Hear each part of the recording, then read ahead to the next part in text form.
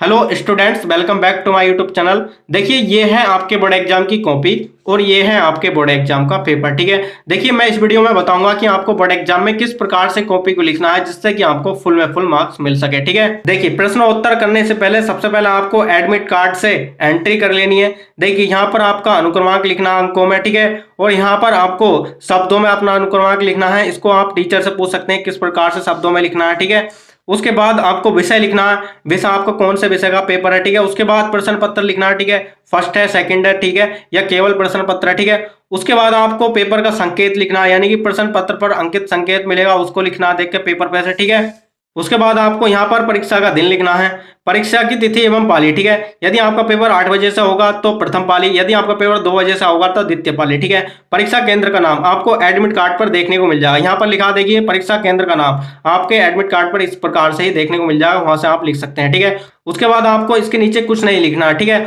वहां पर जो कक्ष निरीक्षक होंगे वो इसको अपना आप फिल करेंगे। ठीक है, देखिए ये है क्लास 12 की सामान्य हिंदी का पेपर, इसको हम सॉल्व करने वाले हैं। देखिए आपको बोर्ड एग्जाम में 3 घंटे 15 मिनट मिलेंगे और पूर्णांक आपका 100 अंक का होगा। ठीक है, हम सबसे पहले खंड क को करेंगे। ठीक है, देखिए खंड क में प्रश्न नंबर 1 का क है, शिक्षा का उद्देश्य निबंध के लेखक हैं। ठीक है, देखिए आपको इस प्रकार से 4 ऑप्शन देखने को मिलेंगे, उसमें से किसी एक ऑप्शन को चुनकर लिखना है। ठीक है, देखिए शिक्षा का जो उद्देश्य निबंध है इसके लेखक कौन है। ठीक है, देखिए इसके लेखक है संपूर्णानंद। ठीक है, तो आपको कॉपी में किस प्रकार से लिखना है, उसके बाद आप टॉप में लिखेंगे खंड क। ठीक है, आप बोर्ड एग्जाम में हेडिंग पेन का भी यूज कर सकते हैं, लेकिन हेडिंग पेन ऐसी होनी चाहिए कि उसकी राइटिंग पेपर के दूसरी साइड पार नहीं होनी चाहिए। ठीक है, देखिए इस प्रकार से खंड क लिखने के बाद एक लाइन छोड़ देंगे। एक लाइन छोड़ने के बाद आपको नीचे वाली लाइन में लिखना है प्रश्नोत्तर संख्या 1। ठीक है, प्रश्नोत्तर का मतलब है प्रश्नों का उत्तर। ठीक है, आप बोर्ड एग्जाम में केवल प्रश्नों का उत्तर लिखेंगे, आपको क्वेश्चन नहीं उतारना है। ठीक है,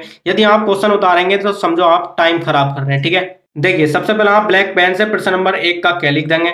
देखिए प्रश्न नंबर 1 का क सही है सेकंड ऑप्शन संपूर्णानंद। ठीक है, तो इस प्रकार से आप सेकंड ऑप्शन लिख देंगे ब्लू पेन से संपूर्णानंद। ठीक है, उसके बाद देखिए दूसरा प्रश्न है नंबर ख, लल्लू लाल की रचना है। देखिए इसमें आंसर सही है प्रेम सागर। ठीक है, तो देखिए इस प्रकार से लिख सकते हैं 1 का ख सेकंड ऑप्शन प्रेम सागर। ठीक है, देखिए उसके बाद इसमें तीसरा क्वेश्चन है ग, पर्दा कहानी के लेखक हैं। देखिए पर्दा कहानी के लेखक कौन है, यशपाल। ठीक है, देखिए इसमें चौथा ऑप्शन सही है, तो इस प्रकार से आप प्रश्न नंबर 1 का ग लिखेंगे। देखिए इस प्रकार से आप चौथा ऑप्शन लिख देंगे यशपाल। ठीक है, इसी प्रकार से प्रश्न नंबर 1 का घ और अंग भी कर लेंगे। ठीक है, देखिए अब हम प्रश्न नंबर 2 को देखेंगे। देखिए प्रश्न नंबर 2 का क्या है, कामायनी किस युग की रचना है। ठीक है, देखिए कामायनी जयशंकर प्रसाद की रचना है, लेकिन इसमें पूछ रहा है कि कामायनी किस युग की रचना है। देखिए जयशंकर प्रसाद छायावादी युग के लेखक थे। ठीक है, तो देखिए इसमें हम ऑप्शन को देख लेते हैं। देखिए इसमें भी आपको 4 ऑप्शन देखने को मिलेंगे। देखिए पहला है द्विवेदी युग, छायावादी युग, भारतेंदु युग, प्रगतिवादी युग। ठीक है, जैसा कि हमने बताया जयशंकर प्रसाद छायावादी युग के लेखक हैं। ठीक है, तो देखिए इसमें आप सेकंड ऑप्शन देख सकते हैं छायावादी युग। ठीक है, देखिए आपको कॉपी में किस प्रकार से लिखना है इसको हम देख लेते हैं। देखिए कॉपी में आप सबसे पहले प्रश्नोत्तर संख्या 2 लिखेंगे। ठीक है, देखिए इस प्रकार से फिर लिखेंगे 2 का क। ठीक है, उसके बाद जो आंसर आपका सही है उसको लिखेंगे। देखिए जैसे कि आप उसमें सेकंड ऑप्शन सही था छायावादी युग। ठीक है, इस प्रकार से आप प्रश्न नंबर 2 के सभी खंडों को कर लेंगे। ठीक है, उसके बाद आपको प्रश्न नंबर 3 गद्यांश में से देखने को मिलेगा। ठीक है, देखिए प्रश्न नंबर 3 है, इसमें दिए गए गद्यांश आधारित निम्नलिखित प्रश्नों का उत्तर दीजिए। ठीक है, यानी कि आपको अपनी पाठ्य पुस्तक से एक पैराग्राफ देखने को मिलेगा, उसके नीचे ठीक है आपको 4-5 क्वेश्चन देखने को मिलेंगे। ठीक है, उस पैराग्राफ को आपको अच्छे से पढ़ लेना है। ठीक है, और पहचान लेना है कि कौन से पार्ट से यह लिया गया। ठीक है, देखिए इस गद्यांश में प्रश्न नंबर 1 दिया है, उपरोक्त गद्यांश का संदर्भ लिखिए। ठीक है, देखिए आपको संदर्भ किस प्रकार से लिखना है, आइए हम कॉपी में देख लेते हैं। देखिए उसके बाद आपको हेडिंग से लिखना है प्रश्नोत्तर संख्या 3। ठीक है, देखिए आपको सबसे पहले ब्लैक पेन से लिखना है संकेत। ठीक है, देखिए संकेत में आपको इस पैरे से 1-2 वर्ड स्टार्टिंग के लिखने हैं और 1-2 वर्ड अंतिम लिखने हैं। ठीक है, देखिए जैसा कि हमने इसमें संकेत में लिखा धरती माता। ठीक है, उसके बाद डॉट डॉट डॉट जांच पड़ताल। ठीक है, इस प्रकार से संकेत लिख देना।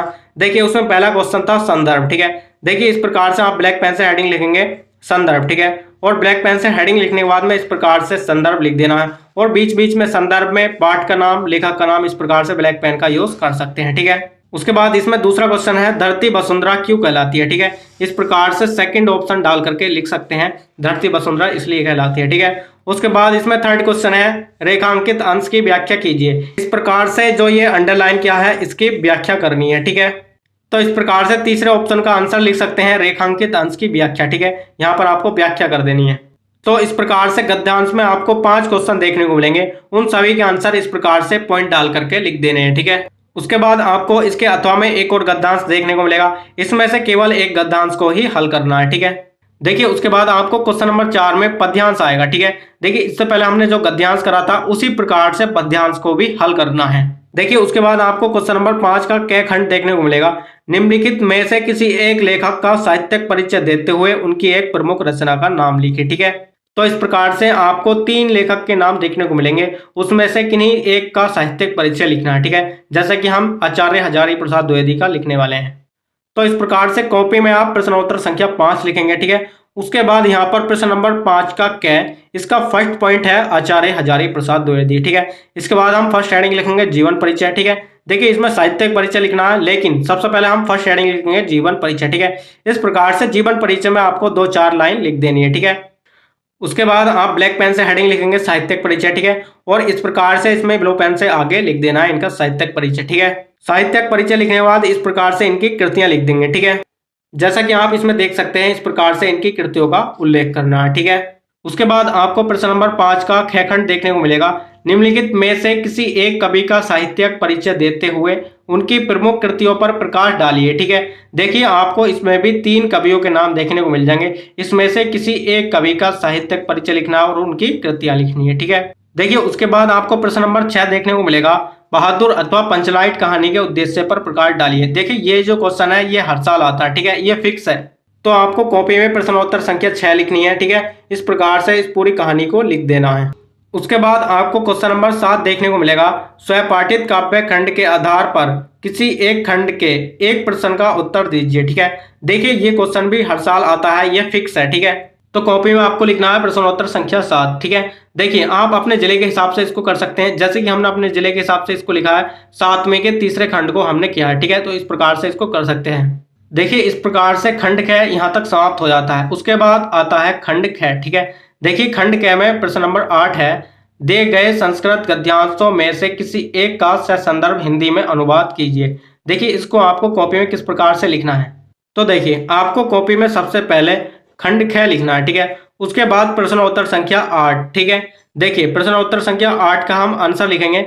देखिए सबसे पहले आप संकेत लिखेंगे, जैसे कि हमने पहले बताया था। ठीक है, उसके बाद आप संदर्भ लिख देंगे, उसके बाद इसका अनुवाद कर देंगे। ठीक है, तो इस प्रकार से क्वेश्चन नंबर 8 को भी कर सकते हैं। उसके बाद क्वेश्चन नंबर 9 है, निम्नलिखित मुहावरों में से किसी एक का अर्थ लिखकर वाक्यों में प्रयोग कीजिए। ठीक है, देखिए क्वेश्चन नंबर 9 में आपको 4 मुहावरे देखने को मिलेंगे, उसमें से किसी एक का अर्थ लिखना है और वाक्यों में प्रयोग करना है। देखिए आपको कॉपी में किस प्रकार से इसको लिखना है, तो कॉपी में आप सबसे पहले लिखेंगे प्रश्नोत्तर संख्या 9। ठीक है, देखिए इस प्रकार से 9 का हम फर्स्ट पार्ट करेंगे, तलवार की धार पर चलना। ठीक है, देखिए इसका अर्थ है बहुत कठिन कार्य करना, वाक्य में प्रयोग है, आज के समय में मित्रता निभाना तलवार की धार पर चलने के समान है। ठीक है, उसके बाद आपको क्वेश्चन नंबर 10 का खंड क देखने को मिलेगा, निम्नलिखित शब्दों के संधि विच्छेद के सही विकल्प का चयन कीजिए। ठीक है, देखिए इसमें फर्स्ट पॉइंट है, तथापि का संधि विच्छेद है। ठीक है, देखिए तथापि का संधि विच्छेद क्या है, तथा प्लस अपि। तो कॉपी में आपको सबसे पहले लिखना है प्रश्नोत्तर संख्या 10। ठीक है, उसके बाद